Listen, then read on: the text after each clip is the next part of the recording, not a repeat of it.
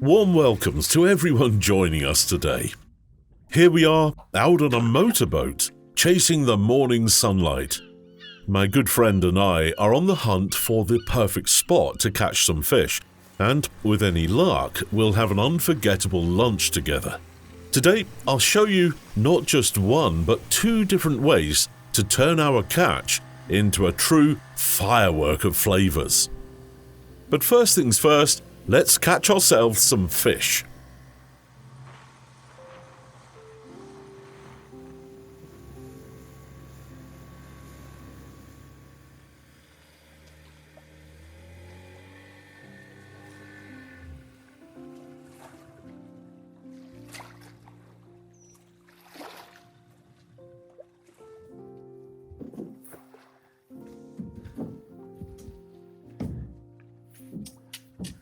Here's a little trick for you, my friend. Let me show you how to properly set a worm on the hook.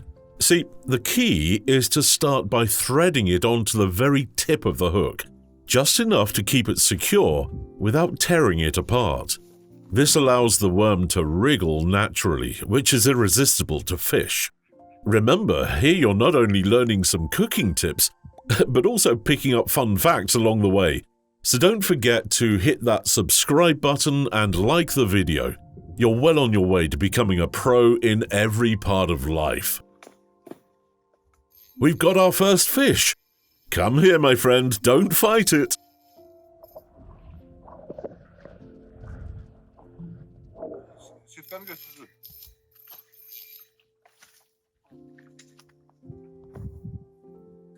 Look at the size of this one. But we'll need at least one more, just like this, for our meal.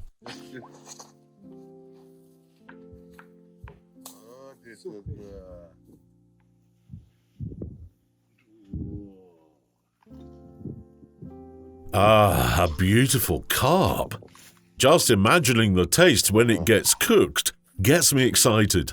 The fresh smell coming off these carp is a promise that we're in for something delicious.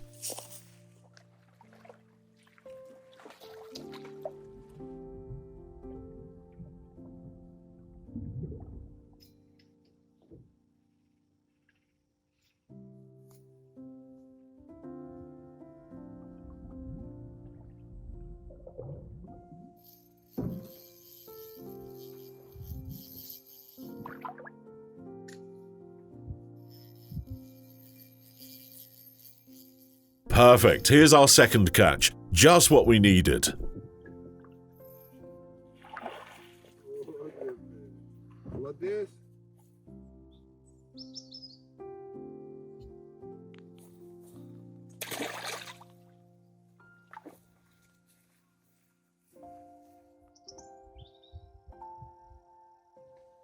Now, let's start the cooking preparations.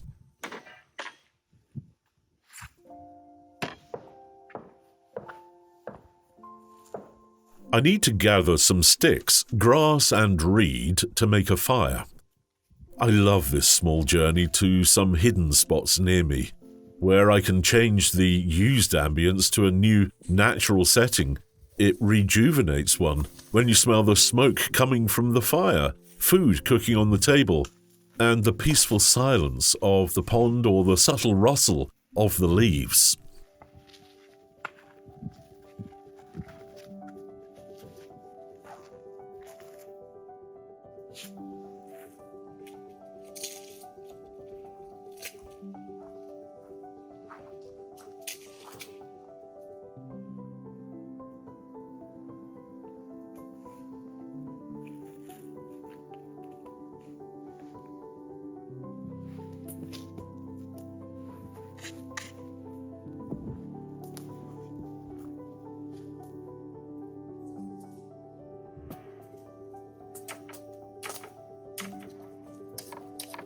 Oh, and before we dive further into cooking, let me give a friendly shout out to my online shop.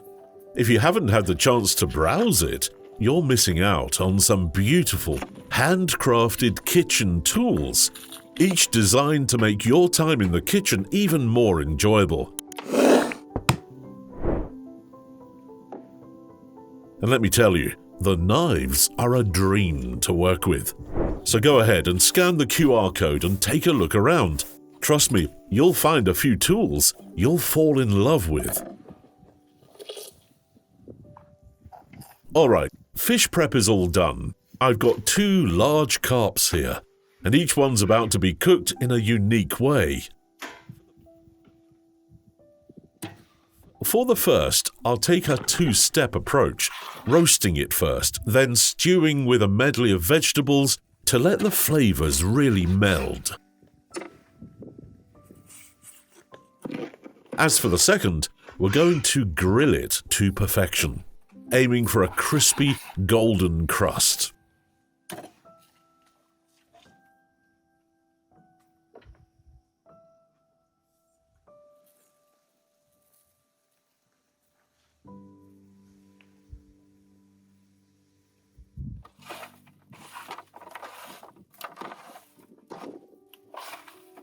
You know, in Azerbaijani cuisine, fish is often enjoyed with plum cherry sauce, a blend of flavors that really enhances the taste.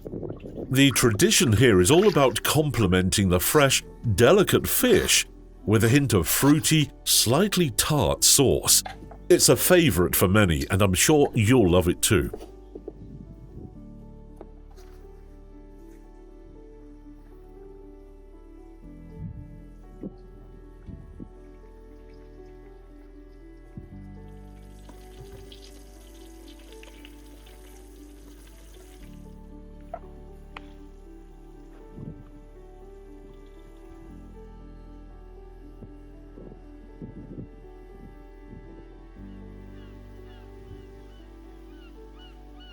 As the aroma starts to fill the air, my appetite rises.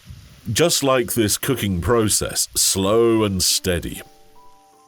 What I'm mixing here is a blend of tomato paste and oil, just for the grilled fish.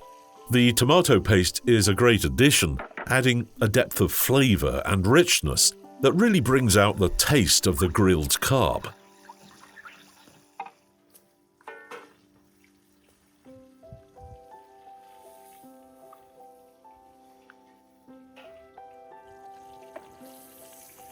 Well, well, these beauties are ready for the next step.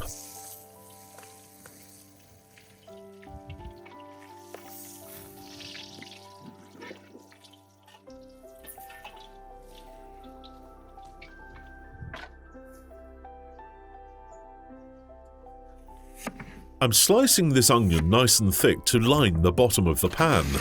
This layer will support the roasted fish, letting both the fish and veggies soak in all that sweet, savory onion flavor as they cook. It's going to add a lovely depth to each bite. And hey, if you're enjoying the process, make sure you're following Wilderness Cooking on Instagram. I'm always sharing behind-the-scenes moments, special recipes, and little bits of my outdoor adventures, so come along for the journey. Now for the final step. Once everything is layered, I'll let it stew for a good hour. This slow cook will bring out the best in each ingredient, letting the flavors meld beautifully.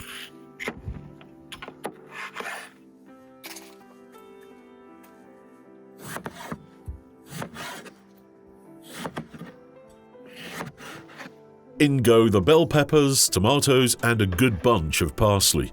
Parsley will add a fresh, slightly peppery taste, balancing out the richness and enhancing the aroma of the dish.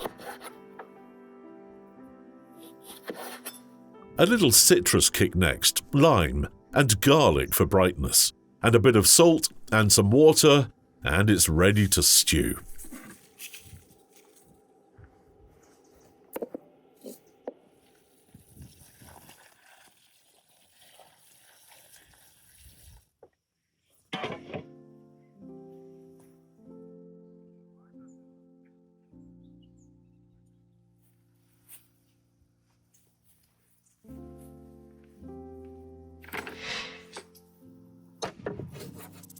Carp has quite thick bones, which can make it a bit of a challenge to work with, but also holds up beautifully during cooking.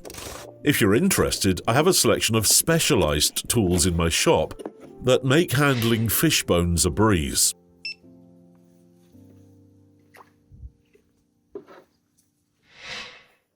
This marinade will coat each piece, infusing it with a rich, slightly smoky taste that'll come out wonderfully on the grill. Just a bit more time to soak, then it'll be ready for cooking.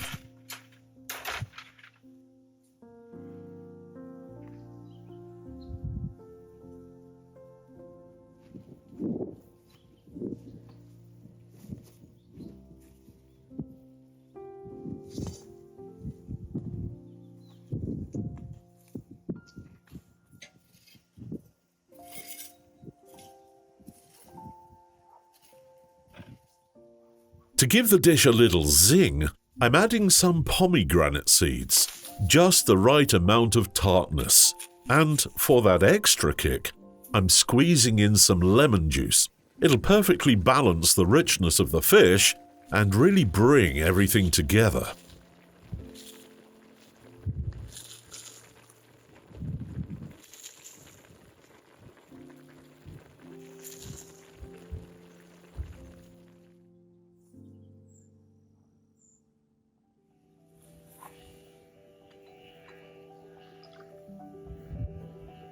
I'm going to take a quick break, not just to rest, but to enjoy this stunning view.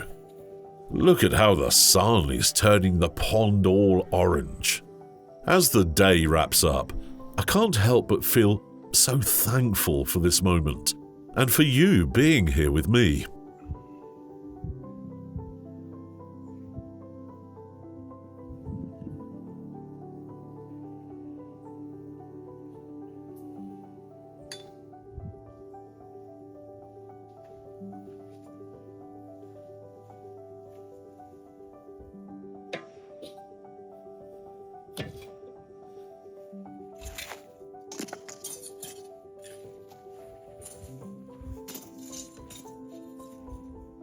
Okay, time to grill the fish.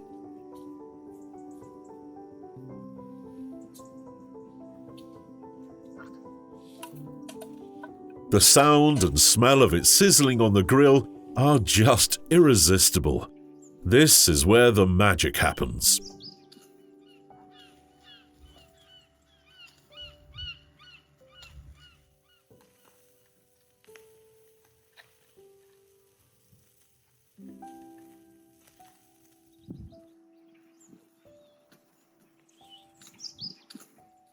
The fish stew is looking amazing, with all the veggies giving off their juices and infusing the fish with flavor.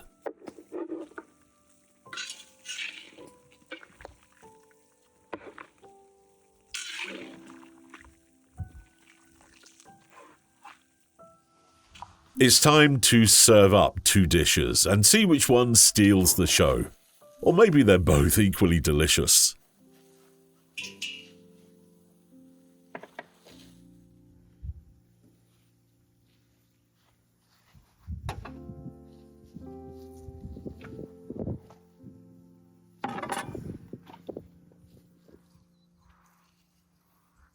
I'm starting with the stew. The first bite is like a warm hug. The tender fish and veggies together make for a rich and comforting dish. Super. If you've enjoyed today's fishy adventure, don't forget to give us a thumbs up, hit the bell, and of course, subscribe for more tasty goodness. Thanks a ton, my friends. I'm so happy to share my love and passion for authentic cooking with you. Can't wait to see you in the next episode of Wilderness Cooking.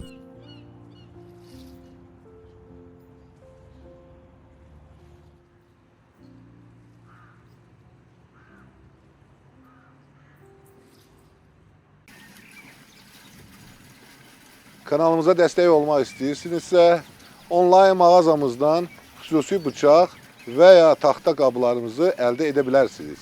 Mağazanın linki videonun altındakı təsvirdə var.